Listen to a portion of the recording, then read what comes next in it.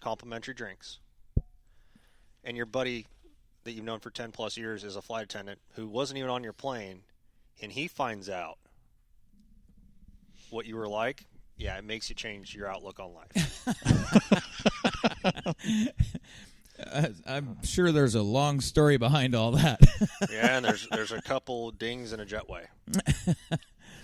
But okay. Anyways, moving right back along. Real quick before we get with our caller, who should be calling in anytime. The Mild to Wild Swap Meet. I want to give a shout out to Steve because he pulled that thing off. He did. That In weather, we knew there was terrible weather. Well, right. that's the thing. We knew the weather was coming, and it wasn't supposed to be there until That later. night. And it showed up in the That- morning. yeah. I mean, it was snow and ice, and It was right after we got there. It- Basically, as we got there, I remember telling Sandy, you better get to the store if you're going to go anywhere because Right. it started coming down. we got there at 7:30. yeah, 7:30? 7:30. And it was already. I mean, It was starting.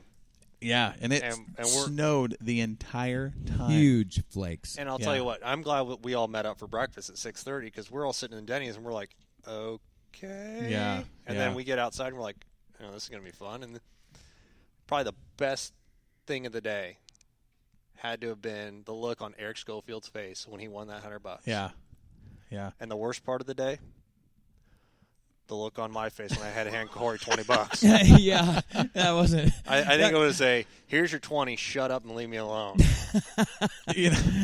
I'll tell you, the surprise look honestly, guys, had to be my face. I am so. You were the one going, I'm not going to do very good. I'm already prepared to lose. And I was talking it all up like I'm going to kick your boys' butts. And the opposite happened. It's hard. Well, you did a great job. Yeah. You did Well, a great job. I learned on about the second lap, you just have to barely move that little tiny steering wheel that's on that simulator. I mean, you move it too far. I mean, Oh, yeah. I was one finger spinning it. Yeah. yeah. Oh, I was too at one point. I was sitting there and I was like, oh, damn. Those things are fun. I could see myself. Uh-oh. I think our caller's calling in. I hope that's what it is. Northwest Dirt News. Caller, how are you? Can you hear us? Hello. Yep.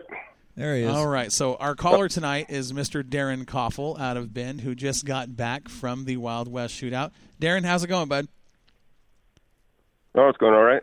Yeah. Let's talk about the Wild West shootout. There's a lot of questions. Something I'm curious about was when you made your mind up to go down there and what you thought about the entire experience.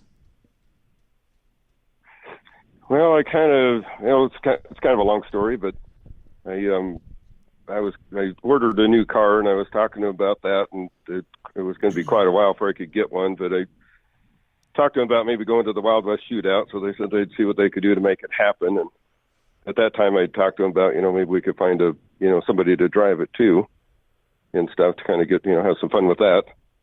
And anyway, it all came down. They wound up getting the car done for me in time, but it was kind of like a last minute thing. Just about everybody was all booked up, so it wasn't going to work out to get somebody in to drive it for the first weekend, anyways. And so we just decided we already had it all planned, and they went through that much work to get it done for us that we better at least go down and do it. And you actually, I mean, the car, for being a new car, it sounded like it was fairly decent. It's probably the best driving car I've ever had, for sure. Now, what car did you get, Darren?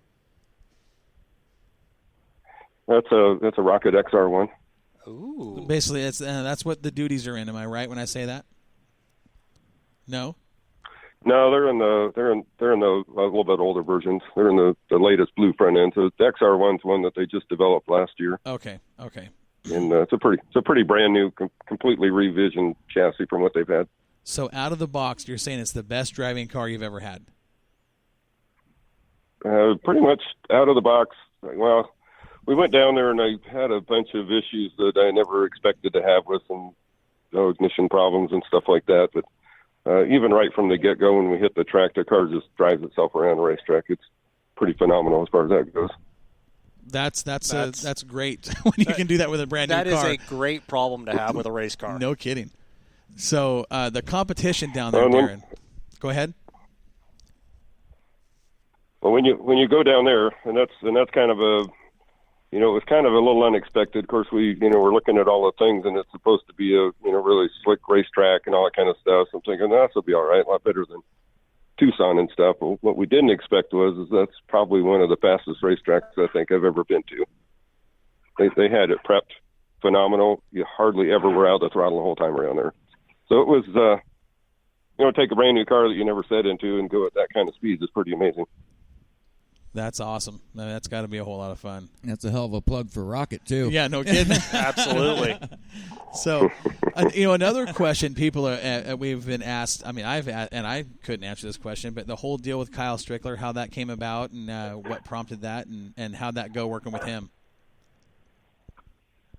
Well, like I said, I was kind of looking to try to get somebody in there, and I almost had Brandon Shepard into it, but they got so many things, coming up, trying to get prep for speed weeks, and with all the new rule changes they made and all the Dirt World organizations, just didn't work out for their time schedule very well. But when I was down there the first weekend, Corey Hill came up to me and said that Kyle Strickler was available and was really curious and stuff. So I said, yeah, just have him give me a call, and we got together and we worked it out and had him come in for the second weekend. What'd he think about that car? Well, it was kind of, he was a modified guy, so obviously it's a little bit different. He was kind of excited to try that. And as luck would have it, we went up and drew numbers for his qualifying deal. He drew number 2, which meant he was going to be the first car on the track that night. Wow. And Nice. It was also in probably the most stacked heat race I had seen all week long anyway. Oh, no. Absolutely. So his very first laps in the car were qualifying, so it's pretty amazing. And he came in, he goes, man, that car drives like no modified he ever had. He said it just turns, it does what it's supposed to do, and you're just kind of there for the ride, really. Wow. And stuff. So he was pretty impressed with it. I this is Warren. I have a silly question. I'm kind of curious why you didn't drive the car. Well, I did the first couple nights, and I was going to run the whole thing, but sometimes it's kind of fun to. I kind of wanted to see what would happen if we could put somebody who's, at a national level in a car. Yeah. I know that I knew that I had a car that was capable of doing it. We had a lot of moments of glory throughout, through our first part of it. If we weren't fighting with everything that could possibly go wrong in the world on a car, Right. we might have been able to show off a little bit more, but I got those all worked out, and just, sometimes getting somebody like that and getting some connections with them and getting some input. I mean, throughout the whole day on Friday, Kyle, of course, is driving for Longhorn Chassis now and stuff, yeah. developing a deal with them. Well, all day long, he's got Kevin Rumley on the phone with him talking about, do this, do that, change this, something you would never get on a normal basis for sure. Right. Wow. Okay. So what kind of feedback did he So give you? all that was pretty cool. That it's got to be fun to work with somebody like that. Of course, Go ahead. I'm sorry, Darren. and he knows just about everybody. So even down there, he was, talking to Brandon Overton and, a whole bunch of people, just getting, some information. I think even though it was kind of short-lived, because we wound up getting into the fence and breaking it, but even during that period of time, there was quite a bit of input in there that I think could be kind of helpful. Absolutely. So 2017, what's it going to hold for Darren Koffel in your program? Well, hopefully we got all of our bugs worked out so we can come out of the box and run pretty hard right off the get-go. I mean, I feel pretty optimistic about this car. Like I said, I don't think I've ever had a car that drove as well and got off the corners as good as this one does. And it's just a whole different animal. I guess I understand what some of these guys get to have now. So as long as the driver can hang on to it, I think the car's capable of doing it for sure. That's pretty big because you're a 3-time champ in the late models at Willamette. And we saw you. I mean, when you were winning your championships, you and Bob Jeffrey were battling back and forth. You were so fast in that very right car. So for you to get out in that new car and say it's the best car you've ever had, that's quite a statement. That really is. So, Well, and it's, one of the things that's interesting is the development on these cars is so refined right now. They're not adjusting them at all. There's so little adjustments that they do. When we were back picking it up, they were talking to the guys in the last 17 races that Josh ran those cars last year. They never made a bar change on that car from any track they went to. Wow. There's 2 little tiny things they change, and outside of that, you just drive it. That's amazing. That really is. Because that's and that's starting to be the norm, not just with the XR1s from Rocket, but even in the modified realm, we've seen that. I personally been a part of that with Matthew and his cars. You don't change bar angle that often anymore. Well, and it's funny because I did have a conversation a couple months ago with Jeremy Shank, and he was saying the same thing about the Swords. Was there's one bar that they move if they move any bars, and it's a small adjustment and it affects the car. But and you look back in the day when I was with Hawks and Darren and Bob were racing for the championships and flip flopping every year. I mean, when you made a change, you made a change. You're moving the J bar, you're moving bars in the back. Spacers on the left rear. You're pulling shocks off and having to pull the whole coilover units off and measure things out. And now you just click the shocks a couple times, and the cars they're so evolved. Oh yeah. And you take guys like Darren and Jeremy Shank and Rob Maya and these talented drivers and put them in that kind of equipment. That's pretty cool to see. Yeah, absolutely. So, Darren, I think what Corey was alluding to is what are you planning on running Willamette, or how many are you going to run the full season? What's up for the 2017 with you? Well, kind of as we normally do. We'll go and we'll run as much as we can. Right. And you never can foresee things that happen, but so long as all the stuff stays together and it's all good, we will. It's awesome. It looks like we're cut back a little bit limited on the Willamette thing, which is a little bit disappointing, but I understand it. It looks like maybe there's a few more races at the Grove, so hopefully we can pick up on some of that and Willamette's scheduled just kind of go have a good time. Well, that's what it's all about. Out here in our area, if you're not doing it to have a good time, you're doing it for the wrong reason. It's definitely not a way to make a living.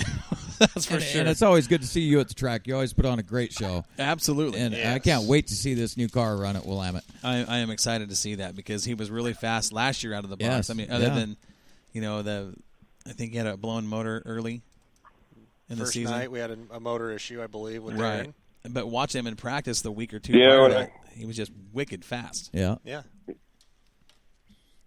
Yeah, when I brought it out with my new motor, I had a fan blade broke and, of course, tore the water pump and everything off the motor. So that kind of put a damper in things for a little bit. But yeah, that car was really good. And as much as I really like that car and everything, this new car is just so much nicer to drive. It's just it's weird. That's awesome. Well, I'm excited to see this car. Me I too. really am. So are you going to do any traveling outside of the state, like in the month of October? Are you heading down to the Bud Nationals? I don't really know. I think you should. I think. Well, I don't really know. Go ahead. I don't really ever plan ahead, so I just kind of take it even. Honestly, even the Arizona thing, I was up in arms on that. I didn't even make a reservation to go down there until a week before, so I didn't even know we were going to make it there. That car wasn't even. That car, when we showed up at Arizona, wasn't even a month old from when it started on the jig. So wow, it was pretty fast getting it put together for sure. Well, it That's sounds great like they did that for you. Yeah, sounds like they did a good job. Yeah. So awesome. Any new sponsors? They're telling me now. Go ahead. No, pretty much just the same thing. Tube Shark and Driving Force and. Of course, I'm always open for new ones. Yeah, that's right. Absolutely. This delay tonight is a little longer than normal. It It is. is kind of weird. So I think what Darren's trying to say is if you want to be on a car And a good car. and a Absolutely. good car that drives itself with a capable championship driver who's got 3 titles at Willamette, get a hold of Darren Koffel, Driving Force Graphics over in Bend. He'd be more than happy to work out an advertising deal with you. Absolutely. And, in true Darren Koffel fashion, when I saw the pictures that they were posting from the race, I just said, well, he's done it again. He's got the best-looking car again. Yeah, always. Darren's just got a knack for putting together a race car that, looks like it should be on a showroom floor instead of a racetrack. So speaking of Well, which, it kind of took me a little bit to get kind of used to it. you know what? I think Took me a little bit to get used to it when I love it. I like Go it. ahead. It looks good, Darren. I love the color scheme, a little bit of blue in there. It's kind of weird